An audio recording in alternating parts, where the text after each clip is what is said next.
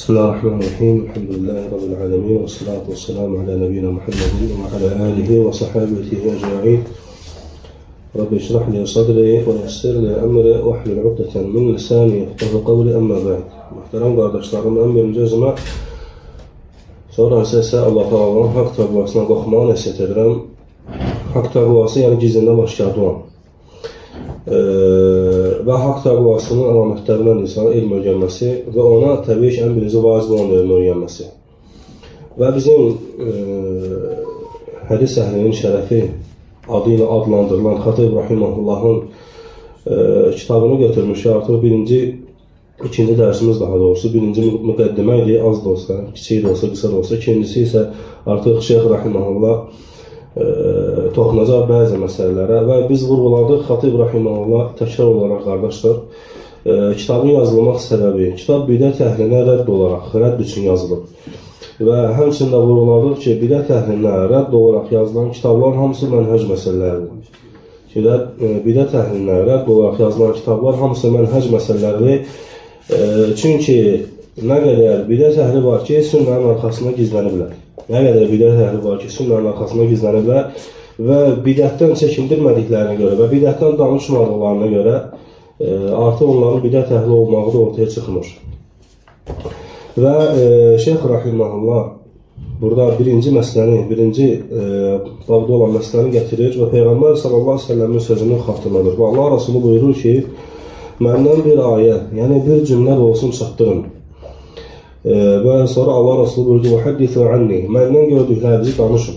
Və وَحَدِّثُوا عَنِّي, yəni bu iki mənanı özündə cəm edir. Həm hədisləri və həmçində Peyğəmbər sallallahu aleyhi ve sellem həmçində yaşayışı və həyatı. Çünki biz bilirik ki, yeganə şəxs Allah Resuludur ki, Muhammed sallallahu aleyhi ve sellem, onu təqlid etmək sünnədir. Allah Resulundan qeyrilərini təqlid etmək, yəni yamsılamaq, haqqa müvafiq olmadığı təqdirdə batildir. Hətta o əhl-i sünnənin möhtəbər alimi olsa da belə. Hətta əhl-i sünnənin möhtəbər alimi olsa da. Amma yalnız və yalnız Allah Resuludur ki, xas olaraq, tək olaraq ki, onu yamsılamaq, yəni təqlid etmək sünnənin özüdür. Və həmçində Peyğəmbər sallallahu aleyhi ve sellem buyurdu ki, وَحَدِّثُوا عَنِّي, yəni məndən danışın din olaraq və həmçində hərəkətlər, feillər və s. Və sonra Peyğəmbər sallallahu aleyhi ve sellem buyurur ki, وَلَا تَكْذِبُوا عَلَيَّ, və mənə yalanlamayın. Və bu hədisə diqqət etirsəz, qardaşlarım, Peyğəmbər sallallahu aleyhi ve sellem buyurduqda ki, məndən bir ayə də olsun çatdırın. Allah Resulü Muhammed sallallahu aleyhi ve sellem şərt qoymadı. Allah, yəni ondan, Muhammed sallallahu aleyhi ve sellemdən danışan yalnız elm tələbəsi və elm əhli olmalıdır. Allah Resulü'ndən danışmaq üçün elm tələbəsi və elm əhli olmağa ehtiyac yoxdur.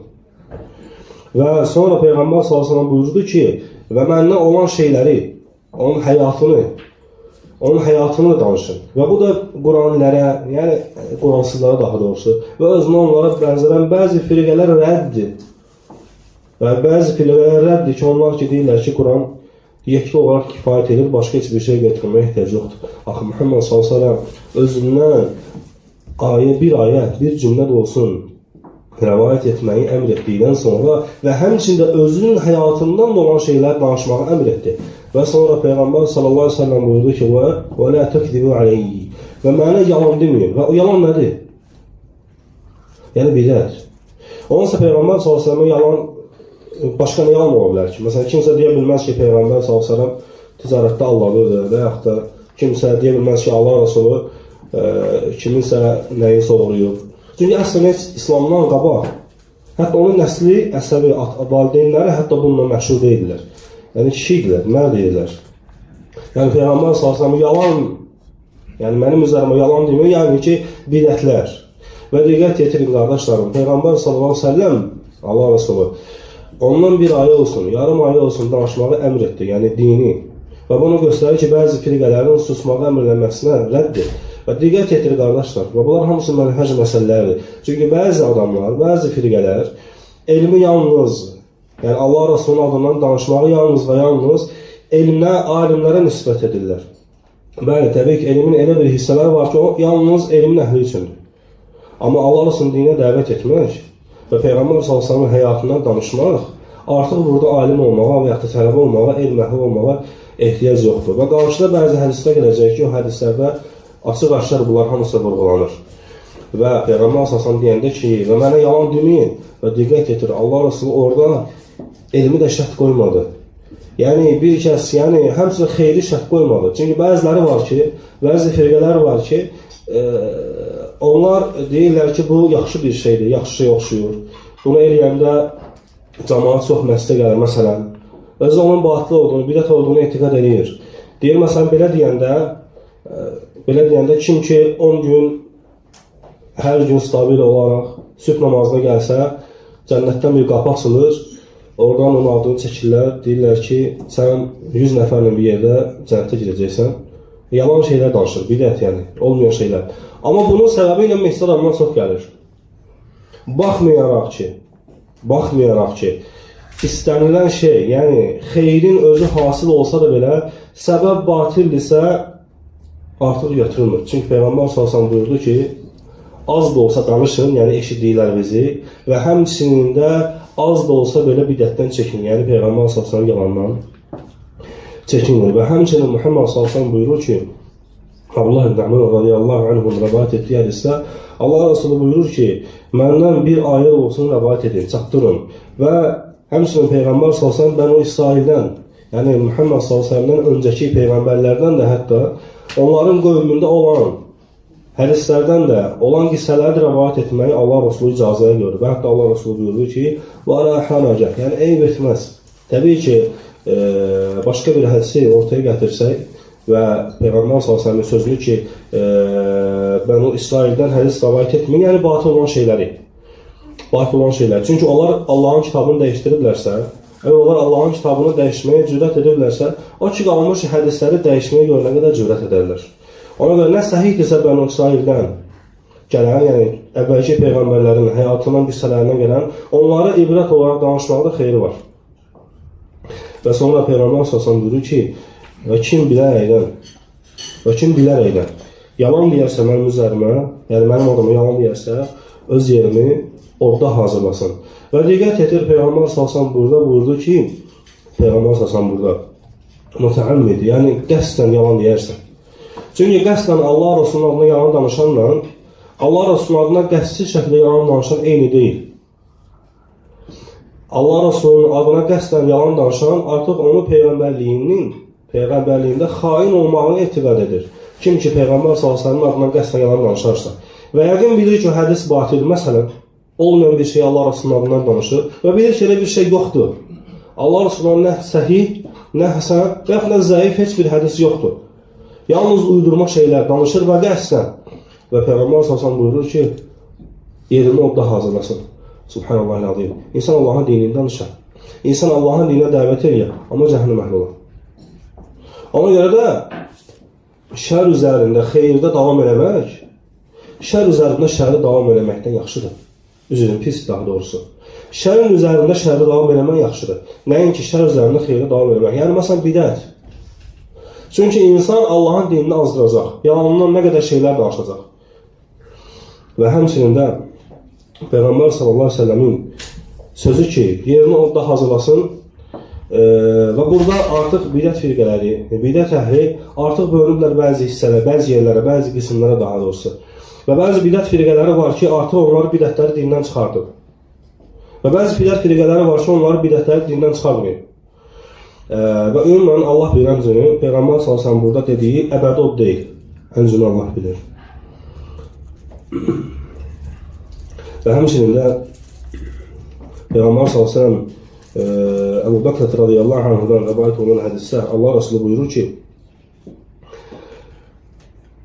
sizdən biriniz xeyir məclisində iştirak eləsə və orada eşitdiklərini danışsın. Sizdən biriniz xeyir məclislərində, yəni dərslərdə iştirak eləsə və yaxud da cümə xütbəsi olaraq təbii ki, xeyir məclislərində haqqın danışıldığı yerlərdə iştirak eləsə və orada iştirak etməyənlərə danışsın. Və Peyğəmbər sallallahu buyurur ki, فَرُبَّ مُبَلَّغٍ min sami'in. Ola bilsin ki, burada iştirak edən, burada eşitdiyi xeyri harada danışsın və o eşidən ondan xeyirli olsun, əməl etməyinə görə təbii ki. Və bu da birinci danışılan hədisə qayıdır, qardaşlarım, yenə də. Həmən hədisə qayıdır və həmən hədisin ətrafında dövr edir bu hədislər hamısı. ki, Allah Rasulundan eşitilən hər bir şey danışılsın. Və diqqət etirsən, Peyğəmbər sallallahu buyurdu ki, sizdən biriniz xeyir məclisində eşitsə xeyri, haqqı eşitsə, Allahın kitabını eşitsə, ona dəvət etsin. Və diqqət etir, bu hədisdə də yenə bəyan olduğu kimi, Peyğəmbər sallallahu buyurmadı ki, əgər o elmlidirsə, əgər o elm əhlidirsə, əgər ona elmdən bir böyük bir nəsibi varsa.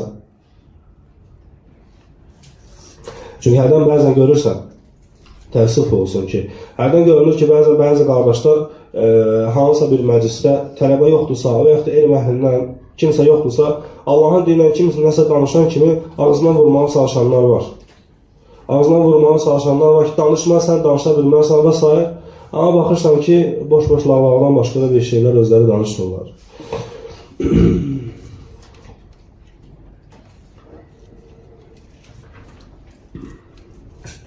Və bu hədislər, 2 hədis götürür. Hər dərsdə inşallah qardaşlarımız 2 hədis götürüləcək inşallah. Və bu 2 hədis bizə bəyan etdi ki, və bu 2 hədis bizə öyrətdi ki, insan Allahın dinini dəvət etmək üçün elm əhli olmalı deyil. Və insan Allahın dininə dəvət etmək üçün alim olmalı deyil. Və həmçinin də bunu bizə öyrətdi ki, Peyğəmbər sallallahu ardından yalan danışmaq, elmli olsan da və elmsiz olsan da haramdır. Xüsusilə də bilərək Allah Rasulundan yalan danışmaq. Və burada bir Xatib Rahiməhullah bir öz sələfindən Əvza'i Rahiməhullahdan bir hissəni, bir hekayəni rəvayət edir və buyurur ki, Xatib Rahiməhullah əgər o zaman ki bidətlər ortaya çıxsa və yayılsa və o bidətlərə, o yayılan bidətlərə rədd verilməsə, o yayılan bidətlər sünnə kimi tanınacaq. Əgər bidətlərə rədd verilməsə, o yayılan bidətlər sünnə kimi tanınacaq. Və necə ki, bu şahid olunur hamımız tərəfindən. Və necə ki, şahid olunur. Necə ki, Allahın dinindən danışanlar qeybət edənlərdir. Deyilir yoxsa deyilmir? Deyilir. Və necə ki, Allahın dinindən danışanlar və sünnəni qorumaq istəyənlərə nə deyirlər? Qardaşla qardaşın arasını qorumaq istəyənlər. Və həmçinin də əksi. Susanlara nə deyirlər? Birləşdirənlər, qoruyanlar və s.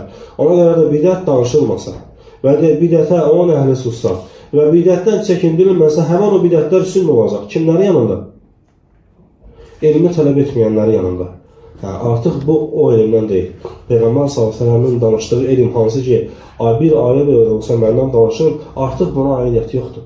Artıq çünki sünnəni qoruyanlar və Allah Rasulunun dinindən nəsə eşit danışanlar eyni deyil.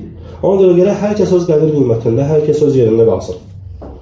أنزل الله بيننا وسبحانك اللهم وبحمدك أشهد أن لا إله إلا أنت أستغفرك اللهم وأتوب إليك.